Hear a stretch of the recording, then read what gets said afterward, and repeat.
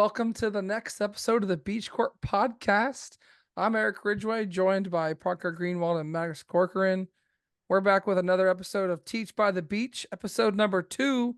Got some good stuff for you today about prepping for upcoming tournaments. Of course, we'll touch on the special event results from Utrecht this weekend, and we'll take some look at City League results in Japan because we're full in testing mode last night. It was great. We got Parker. We got him free man for a couple of hours last night, and I kept him out till 1 a.m. testing last night. Parker, Basically, how you feeling? You tired from that? I'm not too tired from that. I'm a little bit more tired about my drive. I was at about, I think at about exactly 10 a.m. I set sail for Melbourne and then to Orlando and then to Winter Park and been all over Florida today. And I get everywhere, man. I get it. Parker is back right now just to record the Beach Court podcast. He could be sleeping, but no, instead, he's here with us for the next X number of minutes. Yes. Hugging it out. Maddox, how's testing going for you right now, and what's coming up for you? Things are going well. I mean, it's been like, testing and when I'm like uncomfortable with testing or not really sure what's good, then it's just, going to League Cups, trying to grind something out, put myself in a good position for EUIC. Eric and I are going to the Big 3K Cup in Georgia this weekend. So if you're listening and it's the weekend, then maybe we're even on stream winning finals and winning some moolah. Oh, they have a stream. That's right. They do have a stream, and they got commentators. So unofficial shout out for that. And also, I mean, this weekend, actually, there's a bunch of good content this weekend. There's the Win Condition Games 3K, and then there's the NRG versus Lost Own Kitchen charity match. Like, just a bunch of great content this weekend. Not to mention, everyone has pre-releases this weekend. I know, super exciting. We got new set. Get our cards on the new set. Our hands on the new set. What's the over under for Buddy Poffin on pre-release price? I'm gonna set it at like $3 over under. So pre-release, like purely before like its actual release date. Yeah, like next week if you want to buy it, over under $3. $3.20. You're going over? Yeah. I mean, I don't know what TCG player is going to say. I know, guarantee if you go to a pre-release this weekend, there'll be some sweaty player, maybe us, that'll say, "Hey, I'll give you $5 that Buddy Poffin," and just take our buying him for $5. He's going to drop like $20. Hey, I got my play set. We're all set. I can get rid of these proxies, and we're all set to go. Yo, can we still have VIP passes right now? Yeah. No, you still got to use them for that Poffin. Nah. No, don't do that yet. Unless you're going to Vancouver, in which case, play 4 VIP in your deck, probably. Yeah. And we do have Vancouver coming up. There's also an event in Brazil next weekend. Or is that this weekend? Hold on. I think it's next, but I could just be totally wrong. If only there was a resource that if you're getting more into the game, you could use to check upcoming tournaments. It is actually this coming weekend in Brazil. So maybe we'll see more Tord piles. We'll see what happens. We'll talk about those results later. But right now, it's time to get in our second episode of Teach by the Beach. Episode 1 went really well. Thanks for all the positive feedback, people that were listening, and really glad you're able to get something from it. We hope you get a lot from this episode. We kind of did a really good planning, and today's episode is focused around prepping for a competitive tournament. So last episode, we talked about how to get involved with the game, kind of like, Twitch viewers kind of like learn about the game. Now you've decided, all right, I enjoy the game, but I want to go play in a competitive tournament, and I want to do well, and I want to get better. Right. So that's what this episode is geared towards. So the first topic is about taking steps to get better. You decided, you got your Pokemon event, you got your locals, you're going, but you're just getting beat up every week. You got your, little Chen Pao deck, and you're just getting bodied. Why is Chen Pao catching strays, bro? What? Chen Pao just won a regional like 3 weeks ago, man. But you got little Timmy in the back, got his little starter deck, and you just want to take your game to the next level. So how do you do that? Personally experience with this, just outwork your opponents, man. Like, the more you practice and the more work you put into the game, the better you will be. If you just kind of listen to us and don't practice at home, by yourself or even with your friends, you're not going to get better. So like, get into that mindset first of outworking your opponents and putting those efforts into those games. If you do that, you'll see that you're going to get better easily. find a like-minded friend. I'm so lucky to have Maddox and Parker, finding them, and especially Maddox last year and Parker last year, grinding for worlds, right? We had that like-minded goal. And when you surround yourself with people that want to kind of do the same thing you do, they bring out the best in you, right? You know, I look at the pairings round one, I'm like, Maddox, I'm like, oh God, I play you at home all the time. But it's a different environment when we get paired at locals, right? So I'm actually thankful for it. And just playing more games IRL. Yes, TCG Live is a resource. Yes, Pokemon simulators are a resource, but just again, playing the real cards will make you better because there's skills that are involved in the trading card game, like prize checking, things like that you cannot really do well when you're playing online, and it's very different. And then the last thing you do, just like easy tech, steps, is consume more content like this podcast, Beach Court Podcast, sub down below. Yeah, all those things, right? So focus on, consuming as much content as you can, playing as many games as you can, and just working hard. But yeah, those are just some easy steps you can take to get better. Boys, what about you? When did you go from like, I'm gonna have fun playing Pokemon to I want to be really competitive? What made you do that, and what steps you take? Well, for me, I've always been a pretty competitive person, and I went to my first league, and I found two pretty like-minded individuals that you know, at the time it was just me and him, my buddy Jason, that wanted to be pretty competitive, and like we went to a bunch of city championships and stuff, and I think I topped like literally one out of like the eight we probably went to, and like I was on top of the world. He top eighted one, I remember, with like a pretty new deck. So he got like a bit of hype for that. And you know, that little like boost right there, it helped us a lot, I think. In I only got like 26 points or something the first season I played, but like I was like, hey, that's not bad. Yeah, I know for me, it was really that I was having fun, playing these different decks, but then was preparing for regional, decided, hey, I'm going to go to a regional, went to Orlando regionals back in 2023, and really just saying, hey, I want to be ready for this one. I want to, take what I've been having fun with at locals and just really show up and perform at a high level and know what I wanted to do. So, I thought I was preparing for that. It really, now, with a lot of time later, you realize that sometimes I wasn't the best prep, but even with the prep that I was doing, I was able to squeeze into a day two. Like, oh man, made day two. That's such a cool accomplishment. And then did absolutely terrible in day two once I was playing enough players who knew what they were doing and had been doing this for a while. So You it mean the definitely list like with like not for quick ball wasn't good oh on yeah, day yeah. I mean, two? yeah. Oh yeah. I mean, list was. I mean, just it was the definition of just Mew high rolling. But I mean, but after that, seeing, hey, okay, here's that day two finish, or here's that glimpse of success, and not quite getting the result that I wanted. It was really just taking that extra time to say, hey, I want to try to outwork, and I want to try to, do coaching and just continue to perform at a high level. So really dove further into the game after that first regional performance to get coaching, learn more about the matchups, learn my lines, learn about sequencing, and just all that experience to then start, doing better at regionals and kind of continuing that streak. And really just kind of kept at it. I'm a competitive person as well. It's been fun to compete and to have a passion that I've enjoyed when I was a kid and now be playing it, seriously as an adult and traveling around and, playing the circuit. So it's been a fun time. Yeah. Yeah, I know for me, it was going to cool stuff every Thursday and getting whooped every week, literally every week, just at the bottom tables. And like, what am I doing wrong? And it's like, just playing not competitive decks. And we'll get into deck building later and kind of what you can do to fix that. But that was kind of what got me. And then I went to my first regional in Arlington, Texas, and I was right there. I had two winning ends to day two, and that drove me. That hunger like really got me after missing day two. So again, just those competitive vibes. I really enjoy the game. So let's jump to the next topic about resources to get prepared for a tournament. Um, and Parker, I think, once we get towards the end of this topic, like you could probably really hit home on this. That I think when you picked up the game, there was a lot less, resources available Oh to yeah. to get better. Deck lists were a lot more hidden. They were hard to find. Top players weren't really sharing their thoughts, trying to make the game better because Of course, they just want to remain the top players, right?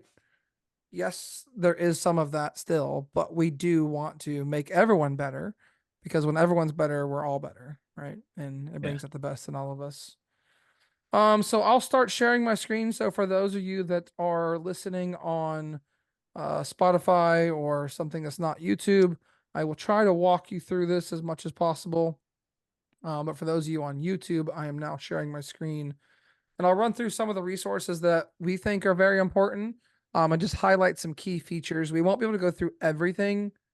If you have any specific questions about any of these resources, don't hesitate to reach out to us on Twitter. I'm at Ridgeway TCG, Parker's at Squint PTCG, and Maddox is at Maddox TCG. So if you have any questions, hit us up there or on the YouTube comments, and we'll give you a response. But the first website I'm showing is Limitless TCG. I think we touched on this a little bit last week about how you can play online tournaments on this website and go through that. But this website is very pivotal to your success. It will have all the tournament results. So you just kind of come the homepage. From the homepage, you just click on tournaments. And this is literally where you can come and find all of the deck lists from all of the day 2 decks from those tournaments. And you can literally just rip the deck here and go practice them. There's even like in specific tournaments, if you're prepping for, Orlando or EUIC or, right now Vancouver, you can come out to Utrecht and say, okay, let me look at the statistics. Okay, day 2, here's Gardevoir was the most popular deck in day 2. And I want to take it a step further and just say, all right, what cards is Gardevoir playing right now? Okay, a good portion of them are playing Avery, an average of 1 Avery across 15 players. There's an average of 1 Curlia, so that means everyone's playing Mirage Step Curlia. There's just a lot of good data here for you to use on this website. And it goes even further down to the decks tab. There's a lot of metagame information here, which we'll jump into in a minute, and I'll come back to this. So that's Limitless. Again, kind of poke around out here, ask any questions. Any other key features you want to highlight before I move to the next one, guys? Yeah, I got a question. Did you see that Ralts was 3.93 and not 4? So there was somebody that didn't play 4 Ralts in their deck. Heck yeah. Let's find out who it is. All right, who do you think it is? Which one of these guys? We can't click through 15 lists. I don't know. It doesn't matter. But somebody that's pretty gangster. That is indeed gangster. Well, they could have played the other Ralt, right? Oh, maybe that is true. But it's not on. I mean, Anyways. ultimately, the cool part about Limitless is just wealth of information. And there's been so many times where you can just go to Limitless and say, okay, well, what are the lists playing right now? You can pull up the most successful lists. You can see, all the day 2 lists and just really have this wealth of knowledge and of data to look at and see, okay, has anyone seen success with playing this card? Oh, this card does not have a Limitless entry. Maybe it's not that great, or maybe we haven't found the right combination of cards for it yet. It's a really fantastic resource and one that we all use almost every time we're playing Pokemon. Yeah, I mean, they even have like a cool proxy printer, which we'll get to. Justin Basil has one. We'll get to his site as well, but they have a proxy printer on here that you can literally just go in here and add cards. If you don't have any VIP passes at home, to build an extra deck, you can just literally come in here and add a bunch of VIPs and print this. And this is a very vital resource to deck building. You don't have to have all the cards to build a deck. You could literally just print these cards out, put a basic energy card in there, and put this over it. Or your favorite rainbow rare EX. Yeah, or your favorite rainbow rare EX. Exactly. Yeah, especially when there's a new format or you're just trying out new pieces, you can print the cards. You don't have to buy them until you go to an official tournament and want to play it. At least gives you a chance to practice with the printed proxies before then deciding if it's a card you want to use and purchase. Yeah, so moving on to the next resource that's very important for Pokemon players is Arcanine Labs.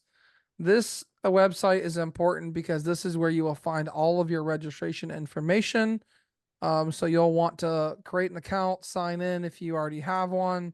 And once you're signed in, that's where you can go and kind of find out all the tournament information, see what you're registered for under your registrations. But all registrations for Pokemon tournaments that are not your local events, so any regional championships, international special events, things like that. Oh, All done through Arcanine Labs. And you can follow them on Twitter, and they will post information for you. bro, 3,100 registered. Yeah, it's gonna that's across Good. all divisions, right? So It Parker, is, yeah, but for those of good you listening God. on Twitter or sorry, on Spotify, um, We there's post the 31. podcast on Twitter now. Yeah, I know. There's the full 3,100. hour video on Twitter. I think you can do that. You could, Actually. yeah. On your player, Retweet. Yeah, retweet if you're watching this on Twitter. Thanks. on your player dashboard, it'll show the number of registered players for a tournament. This is for your game, so TCG, and it's across all divisions, seniors and juniors included. But you can just subtract like 600 and say there's going to be 2,500 people in London. There's going to be 2,100 people in Orlando minimum. So it just gives you a good idea, kind of going in tournament, like how large a tournament is. When you say you're scared of Snorlax, just remember it's 2% of the room. So That's. I was gonna say that's 600 people, but that's not the correct math. that's not the correct. That's 62 people. All right, so moving on to the next one, PokeStats Live is also a great resource for you. This is where you can track your tournament matchups and results. So if I want to come out here and I want to see how Maddox is doing lately, I can go click on this and go to his page, and it'll show me all of Maddox's results. And I can even follow people on here. So if you don't, even if you don't go to tournaments, but your friends go to tournaments and you want to follow up with them, how they're doing on the day of the tournament, you can create an account and follow them and then refresh the site and it'll show you how they're doing in real time. So for example, if I want to see how Maddox made it to third place in Portland, what matchups did he hit? I can click on that tournament and go match by match to see what he played against. Most everything is shown here on PokeStats. Not all matchups are known, but this is very important because you may look at a deck and say, "How the heck is Mew VMAX doing?" When there's Charizard and Moon and yada yada, and you look at this and you're like, "Oh, he only played 2 Charizards and no Moons." Yeah, round, but round, he, five, round he five was a boon, waxed. Oh, which he I also won. waxed those matchups though. Round 5 was what, Maddox? Round 5 was a Roaring Moon. Round 5 was Roaring Moon. Okay, right.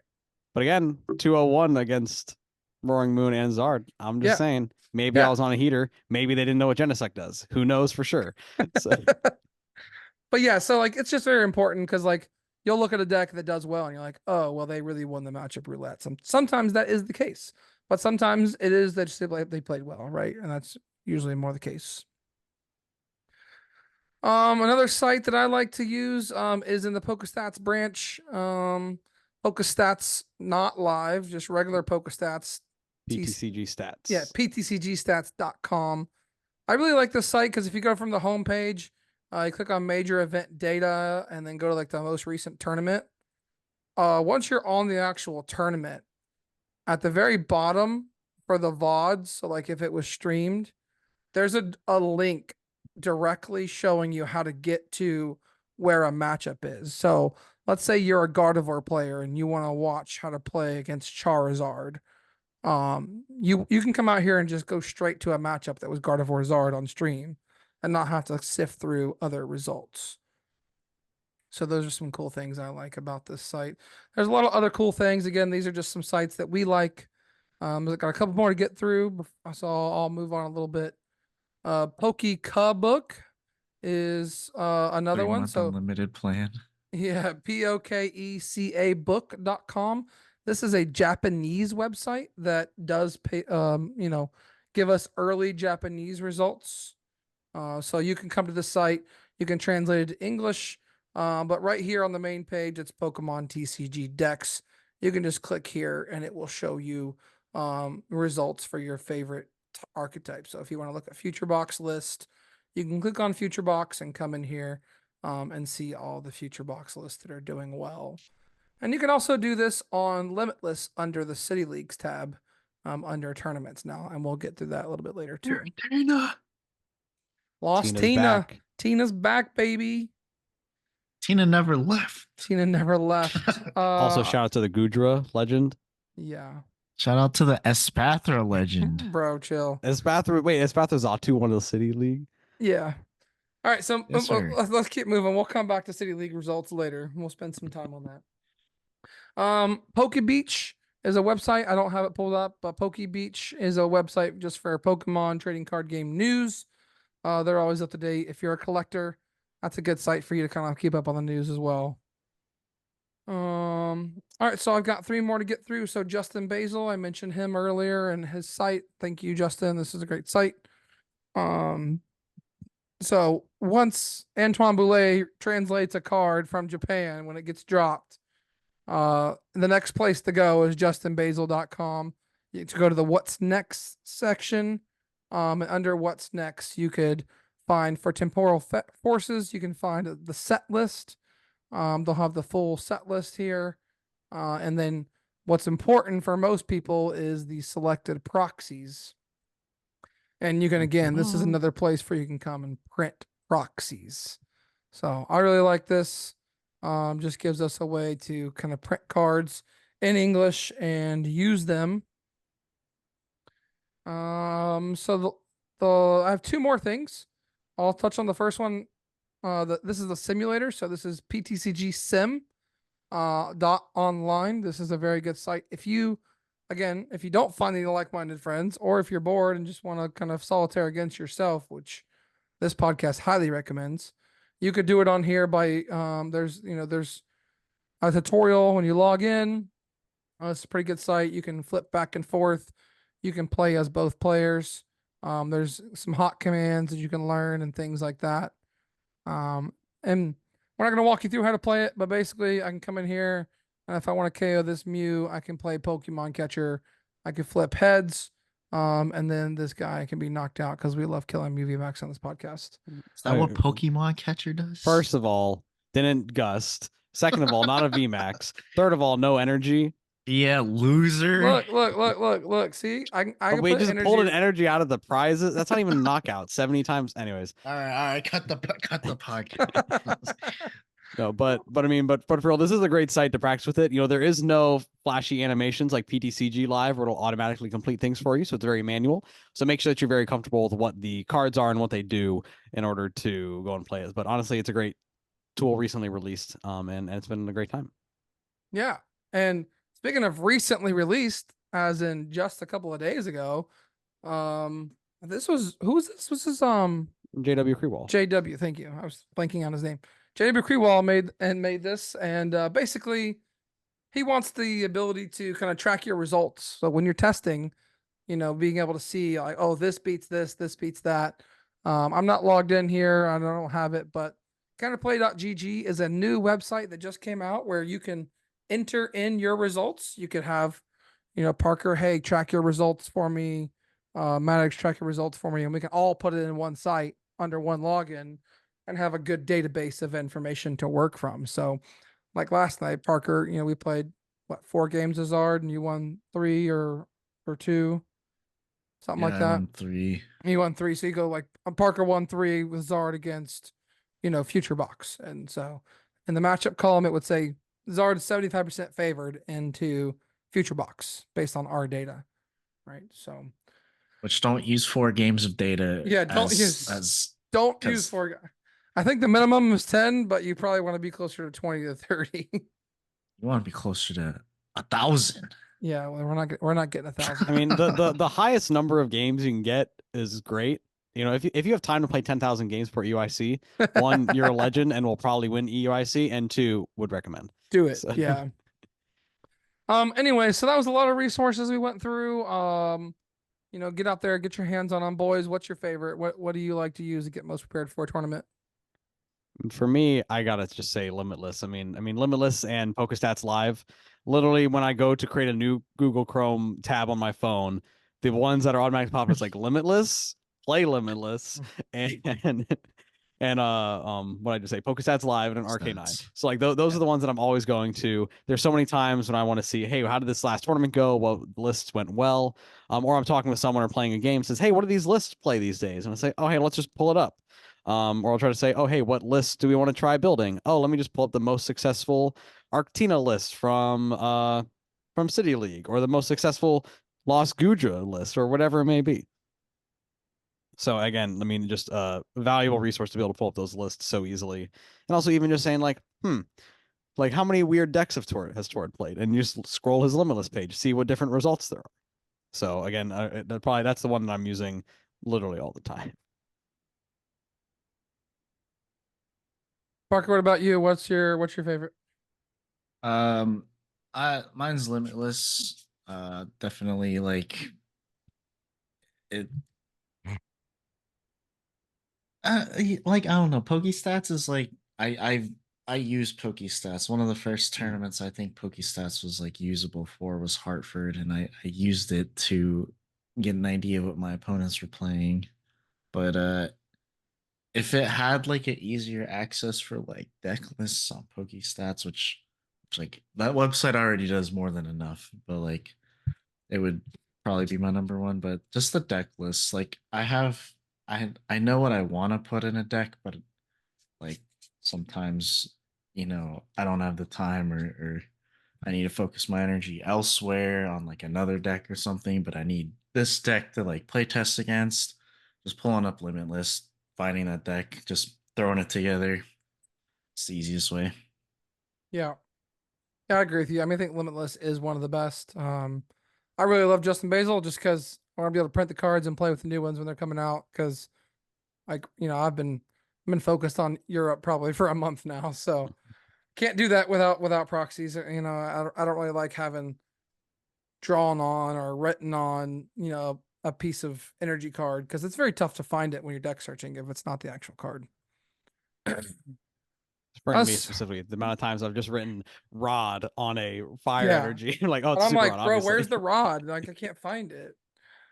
So moving on, last topic I'll cover before the boys jump in and give some more of their thoughts on some different topics is metagaming. So what is metagaming? What do I mean when I say metagaming? By definition, metagaming is a game about a game. So we're trying to play Pokemon cards and be the best that we can be.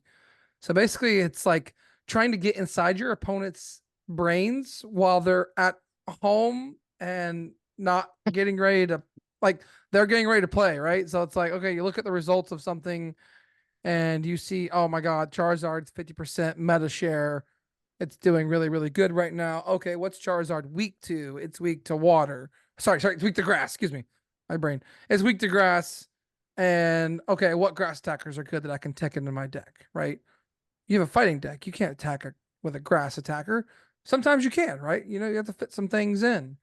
For example, in my area, we have some players in our area that just love Goldango, and it's a good deck. And but Goldango is weak to fire. Sorry, Abby. So we put Radzard in our list so we can have a single prize attacker to kill a Goldango in our area. We've got a couple of people that like to make it rain. Um, so just kind of like look at see what lists are doing well. Like pay attention to your locals every week.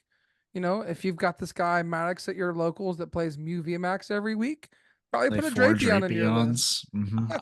Four of them actually. Did you Nah, guys see there Mew. was a Snorlax list that played 2 Drapions in Utrecht? Jesus criminy. Honestly, pretty good call. Valid. Valid. So yeah, like if there's a weakness across the meta as a whole, like Guardian and Mew are both weak to dark, then you can tech in a dark attacker to take advantage of those matchups.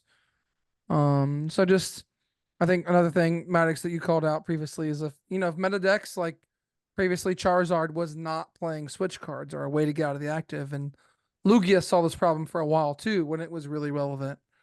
If your deck doesn't play switch cards, then maybe paralysis can be really good. It could even win you the game. It could buy you that turn you need.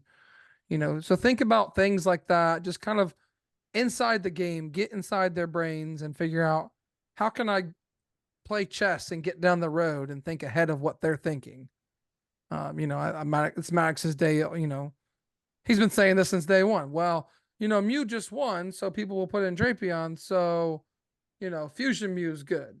Or whatever you're saying that you like to do, Maddox. It's like, all right, well, because of this that happened with Mew, Fusion's good because of this. DTE's good. Yada yada. Yeah, there's like some of those factors there, right? If a card is seeing success, then people play tech cards to that.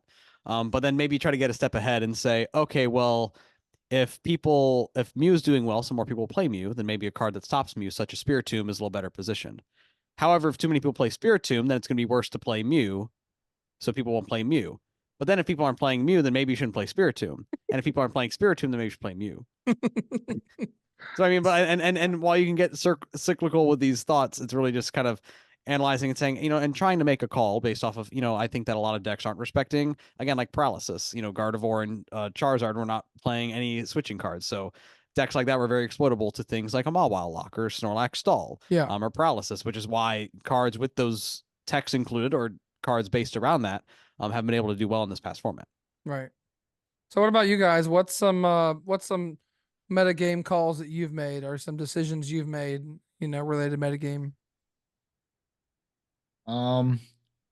I played Verizian Genesect at an expanded regional, which was way, way past its time. Like, I think the power creep had pretty much sealed it out, but I was expecting to hit a lot of the Archie Blastoise deck, which, yes, I could have just killed you on turn one, or in the Seismitoad deck. And I did hit a couple of them, but I did not have that performance. I hit the one person playing like a blacksmith, just random fire pile, like the one person in the room while I was 4-2 or something.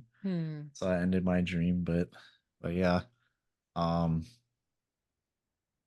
I used to do that. I used to play decks for too long just because I liked them, but yeah, it's like that one was a like meta call. Oh, I'm expecting a lot of these. No, I mean, and picking up another grass type attacker. I mean, lately again, I've been playing a lot of Fusion Mew, and Mew in general, but there's been a good number of Roaring Moon players in the area. So, and that's kind of a trickier matchup. So I started try to list. Actually saw from Andrew Gantner, who was playing a 1/1 Acelgor line. We've seen the Fusion Strike Acelgor pop in, but this is just including a grass type attacker that can one hit KO a Roaring Moon and really just helps make the matchup a little easier. They can't leave the Acelgor around, or else it'll just KO them back. So you kind of force them to have to take a single prize as opposed to taking a 3 prize on your VMAXs. So a card like that, I've been trying out lately, or just different ways like that to play around my local meta specifically. Yeah. Yeah, one of my favorite ones that I've done was in Milwaukee. I played Zapdos V in my deck because Galarian Zapdos, yeah, Galarian Zapdos V. And the reason why is because I was playing Skystone in my deck because I wanted a free matchup against Mew with the Drapion. And the Skysteel Stone won me so many games with Zapdos, taking, 4 prizes on a Regieleki VMAX or 3 prizes against Arc. It was mostly in there for Arc decks. And there was a lot of Arc that tournament. I hit a couple of them, and that card pulled its weight, in that Lost Box. And sometimes, Lost Box is definitely one of those decks you want to be like looking for those techs, right? The Tropius and the super effective classes with the Minior. There's so many cool combos that Lost Box has done, and those are meta games. And look no further than Tord's deck last weekend at Utrecht was a meta call. Like, I mean, really, like, and we'll get into that deeper later, but his deck was kind of a meta call. But let's move into deck building. Parker, kick us off, man. Yeah, so to play Pokemon, you need to build a deck, and building a best deck is hard. I am kind of under the assumption that there is no perfect deck. There's really not like a perfect deck that's ever existed. I mean, maybe like Haymaker back in base set, but like modern day cards are too good. Like uh it's kind of, what matchups am I gonna hit? What is that? Um, but one thing you should never take away from your deck building, no matter what it is consistency. Pokemon is a game of consistency. Sometimes you will win games just because your deck worked, your opponents didn't. And having high consistency is going to help you to at least play your games, which is very important. Um, Yeah, you so can't win a game if you can't play a game. exactly, exactly, and sadly, there are times with no matter how consistent your deck may look or feel, like sometimes you'll just brick, but you want to minimize the chances of that happening as much as you can. You want your deck to have. Or now there's a lot of good draw supporters, so there's tons and tons of decks, or not draws, like support Pokemon. There's tons and tons of decks that play barrel, especially going like post rotation. There's like a lot of decks have barrel in it. Um, that's just a solid card. It helps you against like late game Ionos and stuff. So, and it helps you just see more of your deck. Um, you want to have the right amount of supporters, like generally for like lost box decks where all the comfies basically draw you a card and Greninja draws you cards and this and that. I know they only play 4 chorus, but like it's allowed to do that because you have this built-in draw engine, and basically the more cards you see, the more cards you chorus, the more cards you get in your lost zone. um Eric typically has like a pretty uh standard rule of thumb when playing not lost box decks. And what was that number you said? Like 10 to 13, like, especially Yeah. like Maridon, I'm always targeting like 11 to 13 with Maridon. Yeah, so you want to have 10 to 13 cards that say draw you cards. And the most popular ones, because they're the most efficient ones, are going to be like Professor's Research. Iono is good at basically every point in the game unless you're like destroying your opponent, if they're breaking out of their mind or something, or stuff like that. But typically, yeah, 10 to 13, 11 to 13 is like a pretty good number to settle on. Um, some decks, if you have the space, could even play more if all they need to see is like draw cards, basically. It's also trainers that help with that. So like all the searching cards. So like we're losing Battle VIP Pass, which is like a huge, huge loss for a lot of decks. Some other decks not as much, but that card just getting 2 Pokemon out and like cycling that useless card out of your deck after turn one is just like so good. But like you want to have the right amount of search because you need to get Pokemon out. You need to find certain Pokemons at a certain point in the game. So like having the Ultra Balls or Nest Balls or other searching cards like help that tremendously. You just need to have your deck basically do what it does as much as you can. One thing that a lot of newer players and even like people that have been playing for a while are like afraid of for some reason is like being like, oh, you're only good because you play meta, and stuff like that. But like decks are good because they're good. I mean, like there's not really like another way around that. Like some decks, combos, and stuff just synergize better or just inherently have a higher power level than this random EX you pulled out of your box that is shiny or whatever. So that's why like you see Charizard and Gardevoir and Mew and all these other decks like consistently performing well is just because they're good. They're good decks. Um, One thing that they were touching on earlier, like tech cards and stuff, like those are event specific for the most part. So like if your deck takes a bad matchup to, let's say, Charizard, like Mew Max does, like adding that, what is it, Excelgor? Selgor, Yeah, yeah. Excelgor could help swing that matchup to where it's more of a 50-50 depending on, you know, player lines and like how they draw and stuff. It becomes more of a 50-50 rather than like a almost unwinnable game if they evolve 2 Charizards, basically. And it's just it's like I don't like the tech or local like stuff. Like you can like there's honestly not really anything wrong with it. But I just try to, like I said, play the most consistent thing you can play. Another thing that is kind of like a not nervous stigma, but like people are afraid of being called is like net decking, which we showed you like Limitless earlier, and how like you just pull lists directly off of there. Basically, you copy it, plug it right into your PTCGL account. You can copy it, put it right in the proxy maker, or if you just have the cards, you can throw it together yourself. But a good a good long time player that I haven't seen him recently, but his name's Sam Chen. I was talking to him and I asked him like what his opinion was on the, like net decking, and he said it's like the best thing you can do because the deck that won this event has been like vastly tested. Like they basically did all the heavy lifting for you. They just played it well at this event, and like it was a good call, or they drew well, or they're just insane players too. Like Tord with his that deck, Tord pile. yeah. But We've had yeah. 2 tour piles this year. Mhm. Yes, we have actually. But yeah, being like net decking, like especially if you're just starting out, 100% the best thing you can do in my opinion.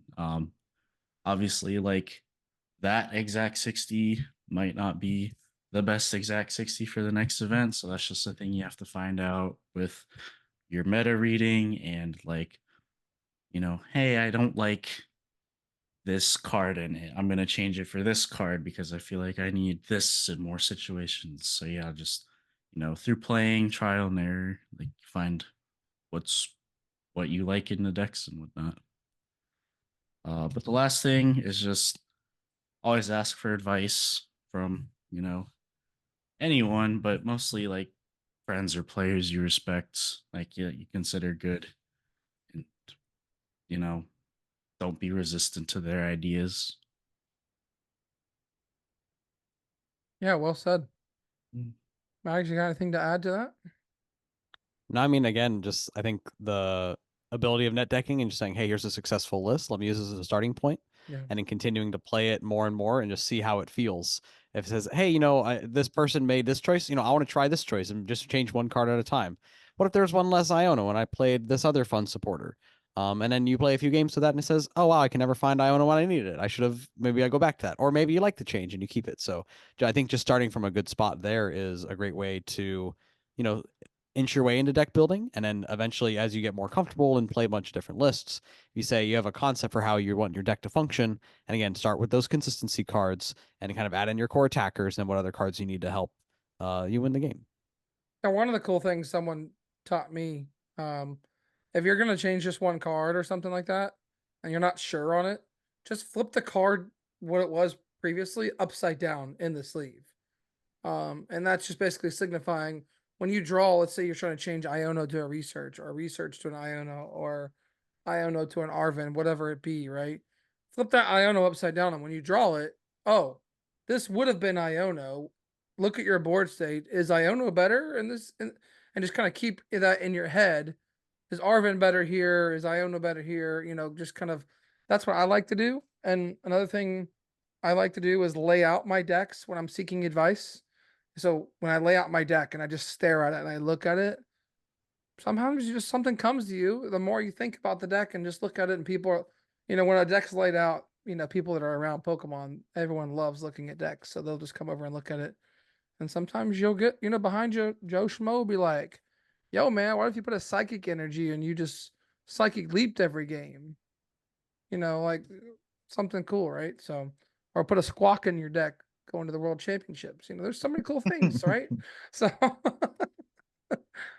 but yeah, thanks for that, Parker, about deck building. So hopefully you guys learned something there. My next topic is knowing matchups. This is a big one here, and I think you got some good information to share with us. Yeah, 100%. I mean, again, so you've built your deck, right? You're taking events more seriously. You've used all these resources to get better. You have your meta game. You have your deck built. Now it's the method of knowing how to play your deck against your opponent's deck. So This matchups is as a like whole. back to that work harder. We're back to work hard, right? Exactly. I mean, putting time into knowing these matchups. Because, when we talk about a matchup, it says, hey, how does one deck archetype do versus another deck archetype? So say, for example, you have a Chen Pao and you have your Chen Pao deck and you know how it works. So you're comfortable with it. But then your opponent flips over a card for their active Pokemon. Just from what they flip over, you should start thinking, okay, they flipped over a Charmander. How do I play this matchup? You should know a little bit about what their deck is going to do and how you respond to that deck, and ultimately how you will try to win the game and how they will try to win the game. So when I look at preparing for a matchup, I think of it in 4 different steps. The first step is you're looking at a matchup. Let's say, again, with our example, Chen Pao EX versus Charizard EX. Step 1 is, how does my deck operate? So this spot you should know already. If it's a deck that you enjoy playing, you should know, how does my deck like to operate? I'm Chen Pao. I like to get Baxcaliburs and Babaros into play, draw a bunch of cards, use superior energy retrieval to grab my energy and start taking knockouts. You should know how to do this already from your time playing the game and your preparation on your deck specifically. Step number 2 is, how does my opponent's deck prefer to operate? So in a case like this, you may or may not be less familiar with the deck. If there's a popular meta deck, for example, in our current Paradox Rift format, a lot of the big decks are Charizard EX, Roaring Moon EX, Gardevoir EX, Chen Pao EX, Miraidon EX, and Movie Max, for example. Generally, you should know how those decks are operating. I also missed Giratina V-Star. Huge deck right now. That's not a deck. That's not a deck. It's a deck. It's a deck. That's a deck. But again, you should know how these decks are operating. So you may learn how these decks operate from watching people play. Maybe you're watching those stream matches, or you're just watching in locals. You should also see if you've played against an opponent before. If you're playing your Chen Pao deck and you're playing against the Giratina V-Star deck, then you kind of say, oh, that's just how they like to operate. So there's a knowledge that you need to have of your own deck, as well as a basic knowledge of your opponent's deck.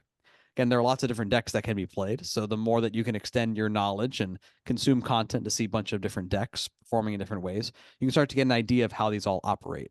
And then it pulls to your knowledge base. Okay, so that was the first 2 steps. You know how your deck operates. You know how your opponent's deck operates. And now step 3 is starting to understand the 2 decks in practice a little bit more. The way I think of this is, how does each deck take 6 prizes against the other? There's this part here of, thinking, how do I take 6 prizes in the fewest amount of turns possible? So if you're a Chen Pao EX, for example, against Charizard EX, your quickest route says, hey, if I can take, if I can attack 3 times, I can win the game. Say I knock out 3 2-prize Pokemon, or maybe even mix in like your Iron Hands and says, I'm going to take a 1-prize knockout, a 2-prize knockout, and a 3-prize knockout. Something like that. You can mix that up and say, I can win this game with 3 attacks theoretically. So you're thinking about that. What's that fastest route to win that game? You're using the cards that you have available and the attackers in your deck. How will I take 6 prizes against my opponent? How do I prefer to take 6 prizes against my opponent? At the same time, think, how will my opponent take those 6 prizes in order to win the game? If you're a Charizard EX player, again, they like to go a 2-2-2. They can say, I'm going to take a 2-prize knockout, 2-prize knockout, 2-prize knockout. So thinking as you go into the matchup, okay, this is how my opponent is trying to win the game. Here's how I am trying to win the game. Understanding that and finding those different lines, there's different ways you do that. Again, watching past games, I think, is a great example for that. Talking to someone who knows the matchup very well is a great way to do that. If you're the local Chen Pao player and there's a local Charizard EX player, ask, say, hey, when you play against Chen Pao, how do you try to win the game?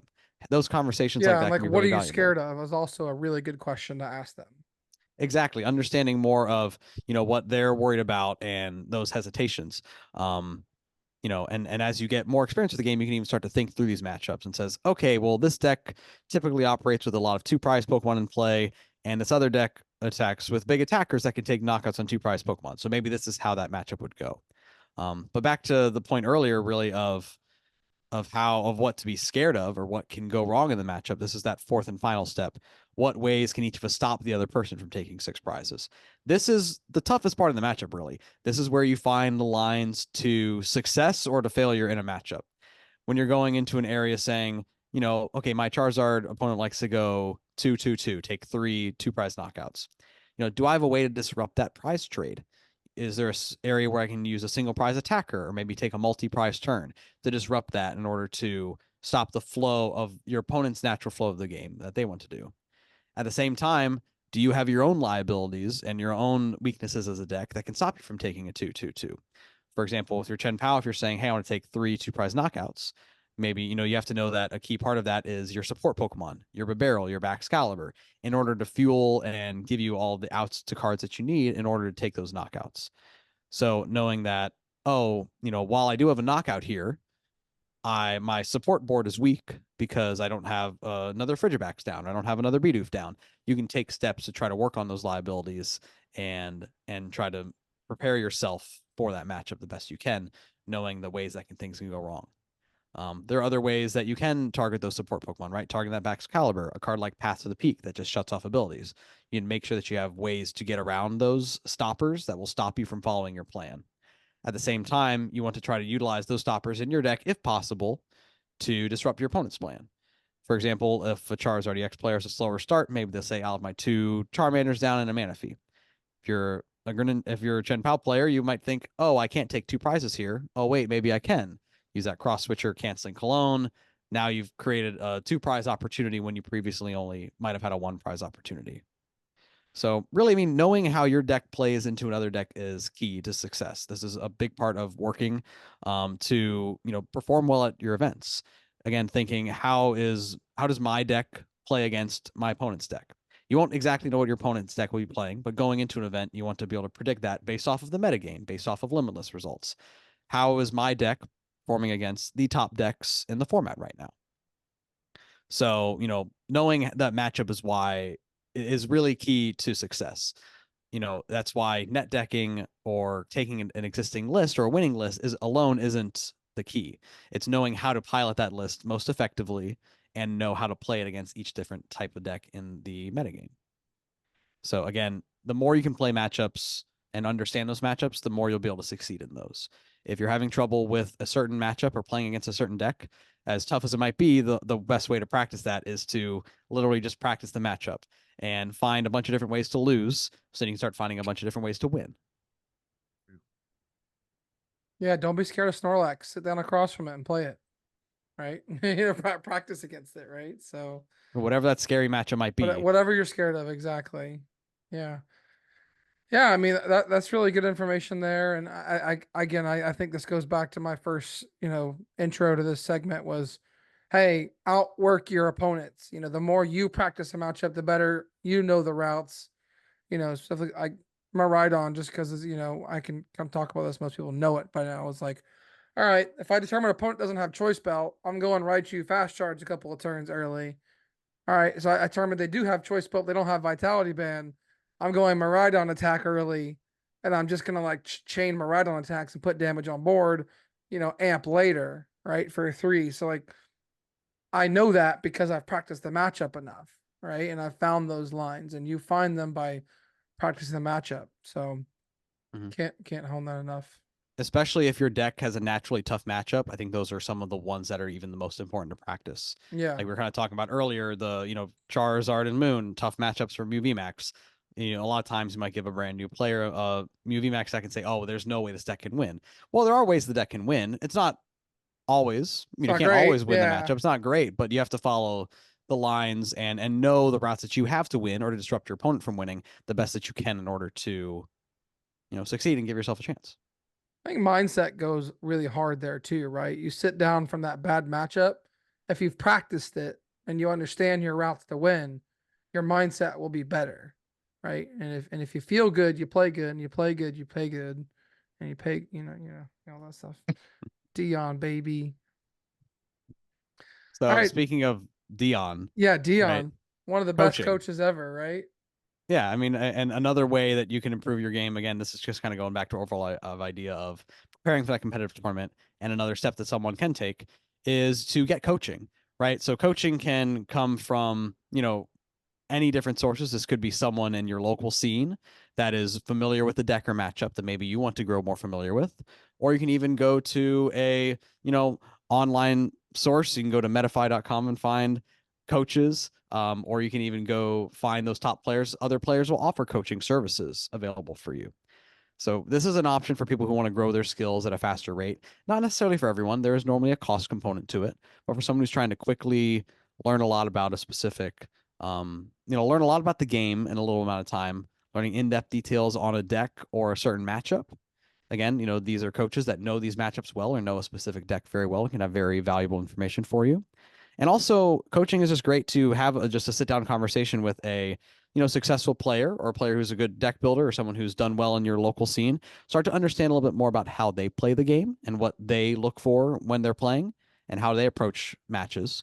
And that you can take on your own to build your own skills and start to grow that out. So again, right, you can find coaching in multiple different ways. If you have a local player who is, maybe an up and comer or has had a few great finishes at regionals or, international championships, things like that, they might even offer coaching. If they have if there's a player in the area that plays a deck very, very well, they're constantly topping locals or winning cups or challenges with a certain deck, and that's a deck that you play and want to learn more, go talk to them. Say, hey, can we, start to work on these matchups some, or do you offer coaching, things like that. Or again, there are lots of top players that offer coaching through social media platforms such as Medify, things like that. I think overall with coaching, again, it's something that I think can help everyone, but it's not necessarily for everyone. And if you have a bad coaching experience, don't let that deter you. If you're trying to grow in the game and learn things quickly and learn things very efficiently with someone who is a good teacher, coaching I think is a great option. There are lots of coachings and different coaching styles, so it's really just finding the right one that lines up for you. So I don't know what the team's experience with coaching here has been. I know for me, I've had a lot of success with coaching and I've really, really enjoyed it. When I was getting further into the game, kind of like we mentioned earlier in the podcast, when I wanted to dive in and really understand my MuVMax deck that I was playing. I found one of the top players who was playing MuVMax with success and innovating with it a lot. This was Xander Pro in this case. So I had coaching sessions with him leading up to my next regional, saying, I really want to understand how this deck works. I want to have a list that is tested by someone who knows this deck very well and has done a lot of testing into it already, and start to learn how to pilot that deck effectively. And also in that, not only learning the deck, but just picking up lots of game knowledge of how to best approach and what's proper sequencing, proper actions, how to find your lines and how to limit your liabilities at the same time.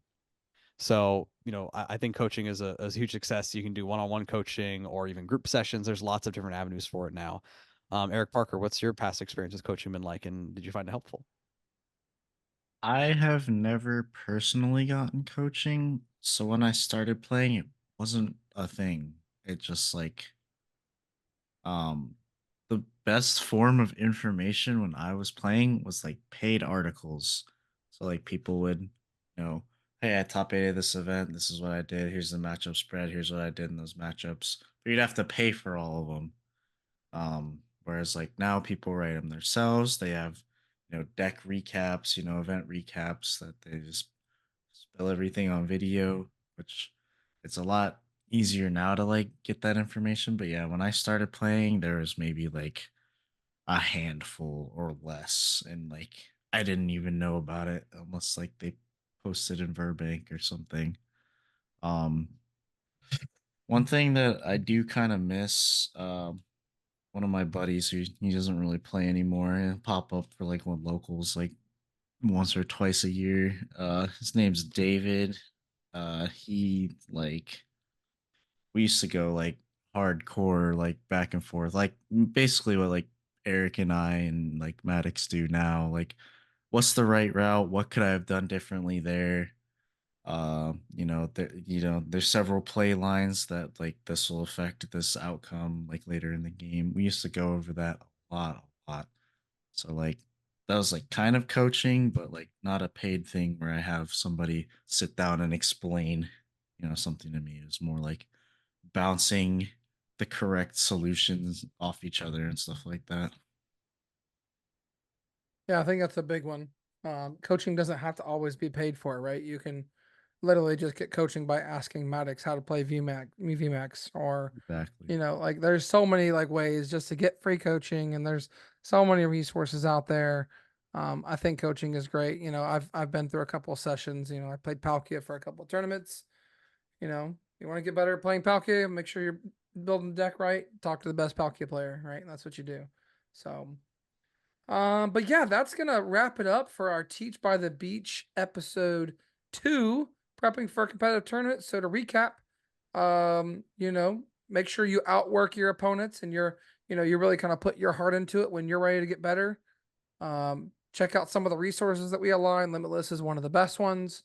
But we'll have all the links in the descriptions for those resources below. In the YouTube, think about your opponents, what they're playing, and what kind of metagame decisions you can make. with your deck, and maybe change your deck choice based off of maybe it's a better deck to play at your locals. Deck Yeah. build to account for the metagaming. Again, just net decking is encouraged. Start there. But once you do that, net decking is not enough. You have to know your matchup. So get in there and practice that deck. Use Max's 4 steps. How does your deck operate? Learn your deck. Learn how your opponents like to operate their deck. Figure out your prize map. How do you take 6 prizes? How does your opponent taking 6 prizes? And then what ways can you alter those prize maps to disrupt your opponent or, even accelerate yours? And then last but not least, get coaching, talk to your friends, sign up for coaching. Metafy is a great resource. There's a lot of group classes now. I also like the group classes. So, kind of look out there for those. But yeah, that's our Teach by the Beach episode 2. Hope you guys enjoyed that. It was a lot of fun. But next we'll get ready to talk about special event Utrecht and the results that happened last weekend. But first, this podcast was brought to you by Nakama Anime Cafe. We had our League Cup last weekend. Maddox, you got top 4. Congratulations. Thank you. Thank you. On that. And next week on Wednesday, March 13th, we will have our pre-release event at Nakama. If you are ready to come get some pre-release promos, get your hand on some new cards before the official set release in 2 weeks, you can do that at Nakama Anime Cafe next Wednesday. Join us at 6:30 p.m. Come build your 40 card deck against us and have some fun. Get your hands on some new cards. Pay $5 for Buddy Puff. Yeah. Yeah. So yeah, I'll go ahead and share my screen and we'll start talking about the Utrecht results for the special event last weekend in Utrecht. That's in Netherlands. And Owen did it again. Got another win this season. Man's on a tear. Not with Chen Pao this time, but Fusion Mew. Maddox must have been at home jumping for joy to see that. Maddox, how you feeling about Fusion Mew right now? I mean, again, this is just a case of a solid deck with a incredible pilot who is just on a tear, right? Back-to-back major wins in Europe. Fantastic performance by him. I mean, really, Fusion Mew just remains to be one of those solid decks. You have all of the high, strong hitting power of Mew VMAX plus the donk potential with Meloetta and Ice Q even in this specific list. Again, just really strong list. It falls in and out of favor, just kind of between as events go of whether, Mew is going to do well or not do well. I do think in this case, Mew is due. Mew does very well in Europe. And again, Owen is a fantastic pilot who took a very solid, just straightforward Fusion Mew list and had a nice deep run. So congratulations to him. Mew. Yeah. Mew EU, man. Every time you go to Europe, somehow Europe finds a way to get Mew a win. But surprisingly, Maddox, it won against Moon in the finals. Does that shock you at all? Or not? I mean, not really. Again, from someone who has played the matchup a lot, and it's a matchup you need to know because it can get very scary. There are lots of opportunities here to, disrupt what Roaring Moon is trying to do, right? In a perfect world, they're taking 2 knockouts to win the game. By being able to mix in the Meloetta, it does give you some options to help disrupt that prize trade and take some knockouts in a, kind of with a single prizer, force them to take 3 knockouts. You go Meloetta, Mew VMAX type of thing. Also, including copies of Path and Iono in his list, really with the goal of disrupting and, preventing the Roaring Moon player from setting up their 3rd attacker to basically win the game. And if you watch back that series, Owen was able to do that, capitalize on some early aggression with Meloetta, and ultimately just stop what Roaring Moon was trying to do. So. Yeah, looking at some other results here. Tord Reklov does it again. Best player in Europe. I mean, Owen's maybe battling for that this year. But best player in Europe, hands down. Here, open this one as an image. Yeah. There's a lot. Well, You can't even can fit I on even? one page. Yeah, Zoom out a Jesus. little bit. There you go. All right. We have what? 53 one-ofs or 35? 35 one-ofs. I mean, everyone who can't see it, right? Tord Reklev played an amazing concoction of a deck. Really, it's called a Charizard EX deck. It plays a 2-1. It plays a 2-0-2 Charizard EX line, but barrel Pidgeot EX. It plays a Rapid Strike Urshifu plus a quick shooting Inteleon, Metacham V. There's just so many ridiculous cards in here. But hey, Tord really put a list together and made it work for him and end up with the top 4. Yeah, I mean the Thornton. You think, oh, he doesn't get a Charmander down turn 1, chilling, and then turn 2, Thornton, Ultra Turns the Ball Thornton. Rotom into the. Oh my god! Like, it's kind of crazy what you can do with the Thornton. And even the Pal Pad to do it again later, because 2 Pal Pads. This list is wild. I don't know, what his inspiration was. Was it just a metagame call, or just wanted to play like a bunch of the cards that are about to rotate? Who knows? The big news about this list is that it includes 1 card from every main release set since, and that Except is for legal in this format. Fates, right? Except for Yeah. Fates. Paladin Fates, but that had some re-releases. So I could say like, oh, his Ionos are from Yeah, Paladin Fates. Yeah, that's Squawkabilly's from Yeah, Squawkabilly's Cubby and from Fates, bro. trust. Yeah. Yeah, trust. Yeah. Parker, what do you think about the list when you look at it? Is this something that intrigues you to pick up and play, or is this like, there's no way I'm playing this? So I wouldn't play it to a major. Would I play it to league? Maybe. It's definitely looks fun. It's definitely like kind of a challenge. Just finding out all the lines. I'm sure we'll see at least one person with it at league on Thursday, but If I were to play this at League, I'm literally having a piece of paper with the written deck list just so I remember what is even in the deck. yeah. But like, what can I do here? Like, oh, I play a Raihan. Oh, That's it's not prize. legal. Okay, never mind. Yeah. No, you just play heavy ball so that way you can check your prizes. Yeah, there you go. Play Peonia to check half of your prizes. Half your prizes. Yeah, so interesting results there. Look at the rest of the top 8, a bunch of the kind of standard stuff. Nothing really crazy here. Got a Moon, got another two other Charizards, a Pidgeot, Snorlax Pidgeot box, Chen Pao. A bunch of the same. One of the key things here is some Gardevoirs on the outside looking in. Got 3 Gardevoirs at 9th, 10th, and 11th. I don't know if they So bubbled or if they was just like I clean cut think out. it was a clean cut. We can validate that. Yes, we can using Pokestats.live. Yeah, so this tournament, let's go to standings.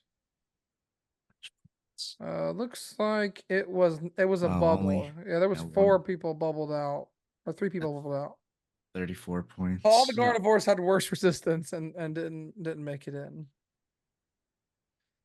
Unfortunate. Yeah, unfortunate for the Gardevoir players. I do think with Utrecht, sorry, just going back to the top. I mean, Roaring Moon jumping all the way to the finals appearance, right? That's the top performance we've seen of it so far. Again, a deck that's really been due and that has just become even more and more optimized. And I mean, really, Moon had a chance to take this all home. And I mean, Yeah. props to Filippo for piloting it very, very well, getting into finals. Any Roaring Moon champions out there I'm sure are celebrating its success.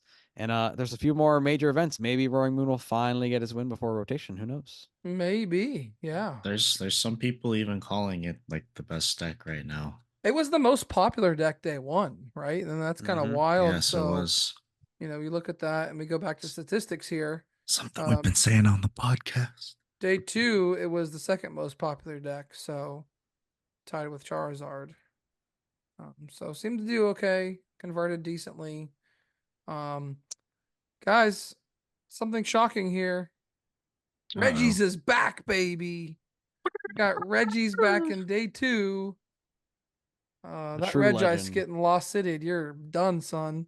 Nah, no one plays Lost City. Trust.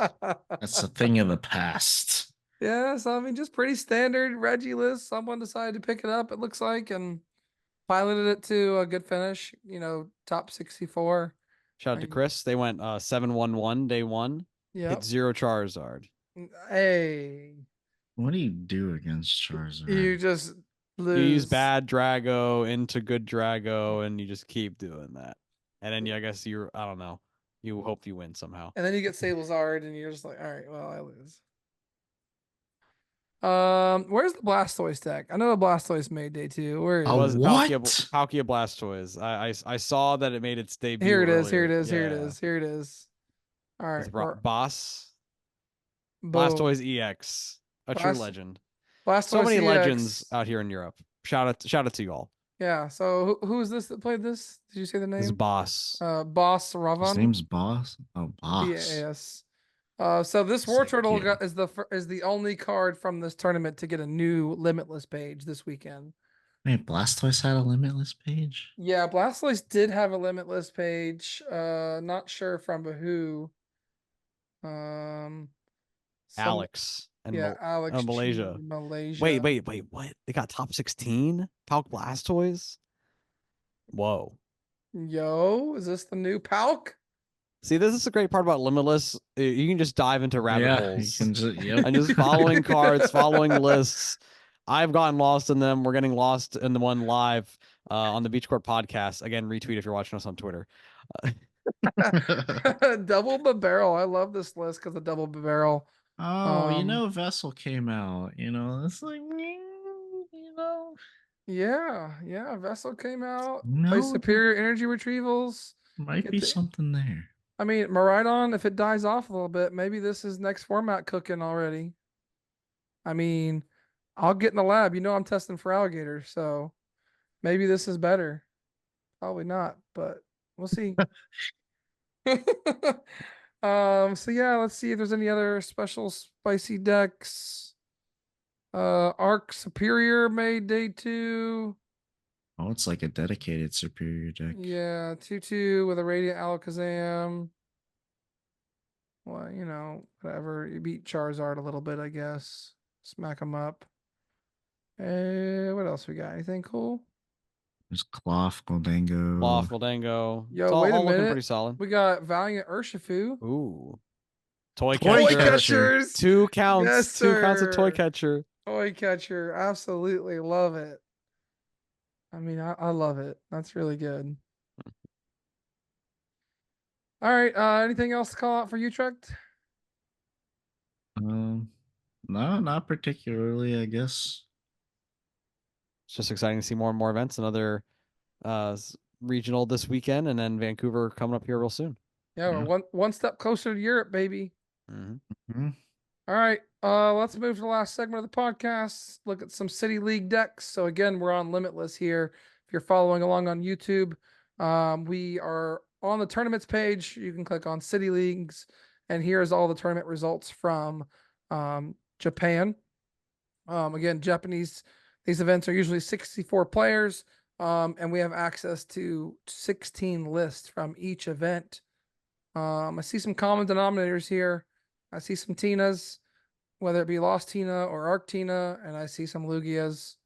I What don't. is Baxcalibur barrel? Is that any different from I Shen think it's Pao? just Chen Pao. It's just So Chen-Pao. Robin Okay. did say that there's some pieces, basically how it's like auto generating the sprites. It's not like Yeah. a perfect logic, but it is a Chen Pao deck. No. Yeah, because there's more Baxcaliburs than Shen Paos in that. It makes sense. I think one of the key things to take away here is, there's what, 2 on this first page. There's only 2 Zards, right? So Zards are having a tough time pulling out the win. I'm sure they're still. You click in some of these tournaments, you'll see some Zards here because it's a consistent 2 in deck. top 4. Oh yeah, Yeah, there's 2, 4 5 in top top 16. 16. Yeah. What's that comfy list? With no This one? Raging Bolt. Wait, Lost Zone Raging Bolt. Wait, hold on. Wait, go back to that one. Yeah. Lost and Raging Bolt's actually doing well. Jackson played this deck this week against me, and it's actually not bad. I don't mind it at all. It works pretty well. Neat. Yeah, it is a neat deck. I mean, I don't think Raging Bolt by itself is very good. So I think this is probably its best home that I've seen. I don't really know if the Flutter Mane's worth it though. Doesn't seem like it, honestly, but Yeah. I could be totally wrong. Yeah, the Slitherwing to KO, Iron Hands is good. Your Iron Hands of your own. There's so many cool things with this deck that I like. One of the things I did want to point out that if I can find the list, where was it when we saw this? Maddox. Where's the future boxes? Oh, there's I mean, there's This one right probably there. has it right. A lot of the future boxes right now are playing this Iron Boulder EX, and we seem to think it's because Arceus is seeing some play. So I know we've got some Arc friends that listen to the podcast. Beware, Iron Boulder's coming for you. So we're gonna attach 2 energy, attach a booster capsule, bench a couple crowns. That arc is dead, and if you don't have a Tina, you're not KOing me back because it's 240 HP. So good luck with Ouch. that. Let me know how it goes for you. But arc players beware. Iron boulders coming through. This is actually, what do they call this? What's the actual name of this thing? Iron Boulder Brachian. EX. What is it? What is it? Brachian? Terrakion. Terrakion. Oh, Terrakion. Oh, okay. Brachion. Well, that's like the original from Unova. Shout out to Pokemon Legends ZA. Oh, But now we got all the sure. Iron future versions of it. We got Iron Crown. We got Iron Leaves. All We the fun got stuff. we got Gudra making an appearance, getting the first place at a Now league. that's at what a I'm league. talking about. That's You the know, good stuff. Maddox loves him some Gudra. He loves some gooey ooey. No, wait, don't say it like You that. say it like, They bro. don't. No, What no, the? no. Oh, why did you say it like that? I mean, some of the cool things I like about this list is playing the Crisis Punch. Yo, Right? don't change the subject now. Anyone who had to listen to Eric say that, apologize. If you have children at home, it's fine. Next episode, we will not say the GG phrase. Anyways, one of the really cool cards lately that I've been seeing pop up on a lot of lists and should get some hype is this Iron Bundle. We lose Escape Rope. I'm seeing, especially these hands lists, we're playing the bundle. The bundle, like against you, Parker, last night, won me a couple of games. You know, and the bundle is just very good. So get your reverse hollow bundles, have them ready. I think that was even a promo card, so you can probably have some promos. This was like it's only a 10th place list, but we do have a Bond Suite Serena EX list here Yeah. that did make top 16. So Todd, if you're listening, I know you love this deck. Here's a build for next format. Pretty I didn't close even know to what Panic you Mask. have. Panic Mask. I didn't even realize that card was still in format. Yeah, it doesn't rotate, baby. It's Lost Origin. Oh, a Luna Rock deck got 10th at one of these. I saw Oh. that. I did. Which one is that one? Just say just say the Japanese City name League of the store. Chiba. Chiba? Oh, Susaya. Susaya? What? The third one, yeah. In the Chiba Prefecture, bro. There we You were go. there, bro. How you Soul- forget? Shut up, bro. Soul Rock, baby. Just pretty standard though. Nothing really special about this. Hey, it's got Yeah, everything you they have need. Vessel now, but no Greninja. Yeah. Hey, if you missed Scoop Up Net, we got Penny. Yes. Plays one copy of Oh. Penny, which honestly, Penny Palpad. you need one way to play Swap Pad. Yeah. You need an extra energy? Penny. I mean, that works. That works. Yeah, I mean, these are just some cool decks to highlight here. Some expected results. Get out here, dive, use the resources that we've taught you earlier in the episode. Dive into this. You know, just get yourself ready for the next format. Just like we are. Those of you in Jacksonville, we've been testing every Monday. Come out and join us. We'll be at Cool Stuff or the other place we go to, but we've been going to Cool Stuff mostly. But yeah, that's the episode, guys. Anything else? No, I think that pretty much wraps it up. I'm just looking at some cool Japan decks right now. But yeah, come see us at Nakama next week for the pre-release on Wednesday. And if you're at the Georgia Cup this weekend, sorry, but you can't win it because me and Max are gonna scoop in. You know, we're gonna be in finals. But good luck to the rest of the top 8. We're rooting for you, except for versus us. But that's gonna be it for this episode of the Beach Court Podcast. Thanks everybody for tuning in.